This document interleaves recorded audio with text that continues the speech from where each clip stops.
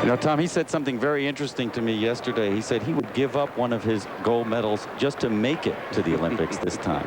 Easy to say when you've won 2 of them, which is what Alan Johnson would like to do. He had a taste of it by winning the World Championship last year. Alan Johnson says he wants to take the event of the hurdles to another level, much like Ronaldo Nehemiah did in the late 1970s. And 27-year-old Mark Crear figures to be right in the thick of things. Crear's been working with 3-time Olympian Tony Campbell to get ready for this meet. And the sensation of the hurdles in these trials so far, Jack Pierce. Spectacular yesterday. He joked with Kingdom after running the 4th fastest time in history that now he can get a license plate that says sub 13. Let's take a look at the lanes in this 110-meter hurdle final. Lane 1 is Roger Kingdom. He's a Georgia native, by the way. Olympic gold medalist, 84 and 88. Still the American record holder. Lane 2 is Tony Dees, who hopes to get down the track as fast as the dragsters he drives, the 92 Olympic silver medalist. Lane 3, Larry Harrington, 25-year-old who has never finished higher than 6th in a major meet, but ran a personal best 13.20 in the semifinals. In lane 4 is Mark Crear, ranked #1 in the world last year, the last 2 years actually, even though last year he didn't make the U.S. World Championship team. Now to prove that he deserves that lofty ranking, #1 last year. Lane 5, 33-year-old Jack Pierce hung up one of the great races of the meet yesterday, 12.94, 4th fastest ever. He was bronze medalist in Barcelona. In lane 6 is Alan Johnson, the shy world indoor and outdoor champion in '95, motivated by Crear's #1 ranking, an honor Johnson thought he deserved. In lane 7, Eugene Swift, who is swift but not tall. He's only 5 feet tall. He once quit because he thought he was too short to get over the hurdles. And in lane 8, local favorite Steve Brown, a math teacher and football coach who's never been in the U.S. top 10 rankings. Interesting to look at Brown there, who is a local teacher, works in Atlanta. He's been working with Charles Foster, a '76 Olympian. Says he's shaken off the injuries of the past and wants to do it for the home crowd.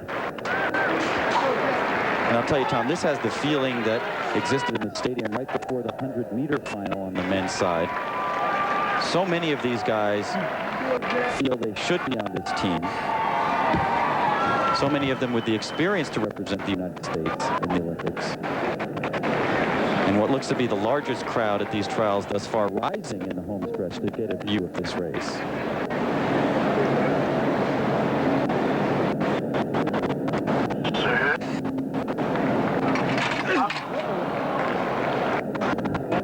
And it's Crear who seems to come out there, maybe not quite ready, maybe a little bit of noise around the start.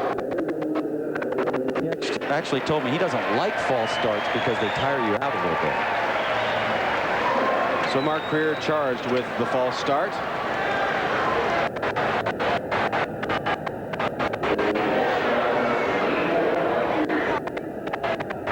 And it actually looks as if it was Larry Harrington who moved, and that prompted Crear to go. It's unclear whether he will be charged for that or not.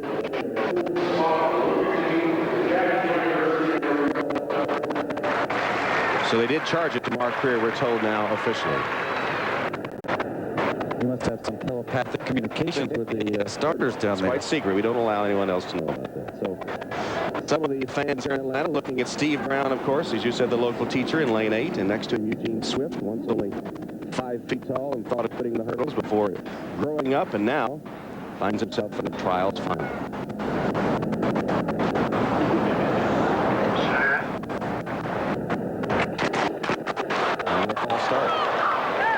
Well, this harkens back to the Grand Prix meet in the middle of May, where there were no less than 5 false starts. And it really threw a lot of these athletes off of their game. This is a very experienced group of hurdlers, though. When you think that Kingdom is 3, Dees is 32. Speaking of Dees, that is he in lane 2 that is charged with a false start. Pierce at 33, Eugene Swift at 31. So they should be able to get back into the concentration mode that is so important. And it is Dees charged with that false start. Of course, in drag racing, they have those red, white, and red, yellow lights, right? Right.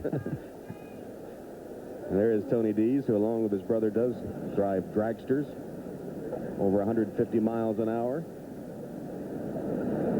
So important to get back into your focus.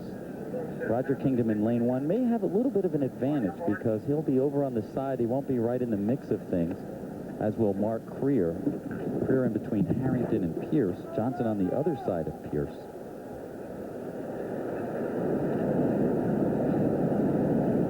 Remember, the athletes told us this track is so fast, you actually have to hold yourself back to avoid hitting hurdles.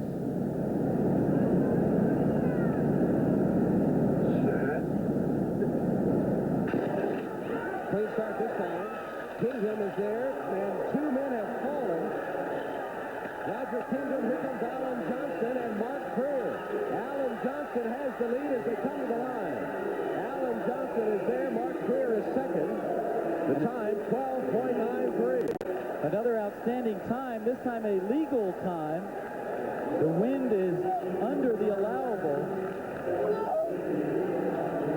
A tragedy for Larry Harrington, who went down. And for Jack Pierce, who had looked so good, because Harrington fell into Pierce and knocked him out of the race as well. Eugene Swift looked to get up for the third position. And what a strange race. First the false starts, and then the early hitting of hurdles.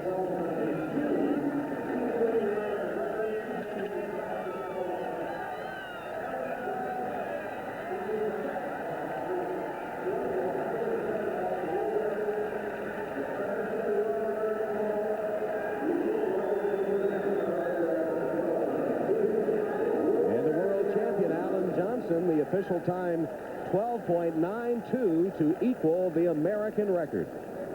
Equaling Roger Kingdom's American record that Roger set way back in 1989.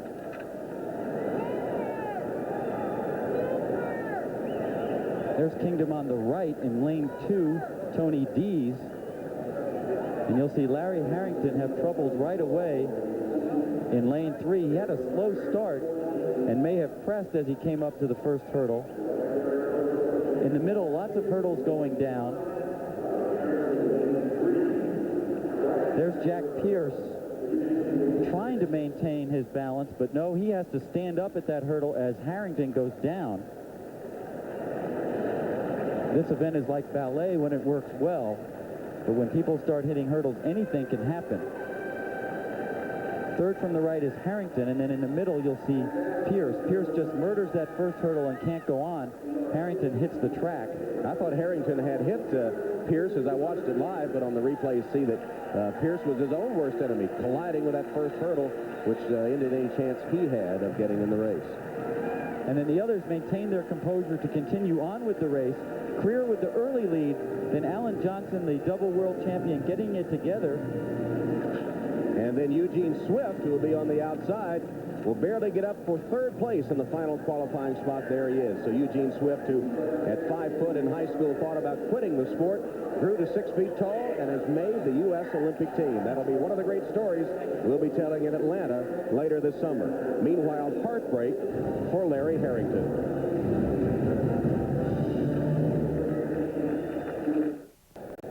Official results of the men's 110-meter hurdles. Alan Johnson, 12.92, equals Roger Kingdom's American record. Mark Crear second, Eugene Swift third. Kingdom will not have a chance to win his third Olympic gold medal, failing to qualify in 5th place. But the 3 men who make up the U.S. team are with Chris Collinsworth. All right, Tom, thank you very much. Alan, you have to feel awfully good about that time tying the American record. Yeah, I'm extremely happy. I was a little bit nervous coming into the day because I struggled a little bit yesterday and everybody was running fast except me. So I just went home focused, well not home, but back to the hotel and focused. Just came out today and ran all out. You told me before the races that you felt you had to beat Mark head-to-head. You haven't been able to do that. Hey, it's a good rivalry going. Me and him, we go back and forth. And I think you're going to see me and him go back and forth probably for the next 10 years. What do you say about it, Mark? Can you get him in the games? Well, he got me this time, so I guess I could get him next time, right? But I'm just thankful. I thank God and all the supporting staff. Last year I had a bad race at the wrong time, but I regained. And, was over here to make the team, and that was the goal. Eugene, at one time you thought maybe you were too small to run these hurdles. Now you're on the Olympic team. Yeah, well, it feels good to finally make the team, to accomplish some things I've always wanted to do. I'd like to say, thanks to God and, my coach in sport, everybody who supported me, all these years. And, it feels good, to run with these guys. I'm just happy. All right, guys, congratulations. Tom, let's go back to you. All right, Chris.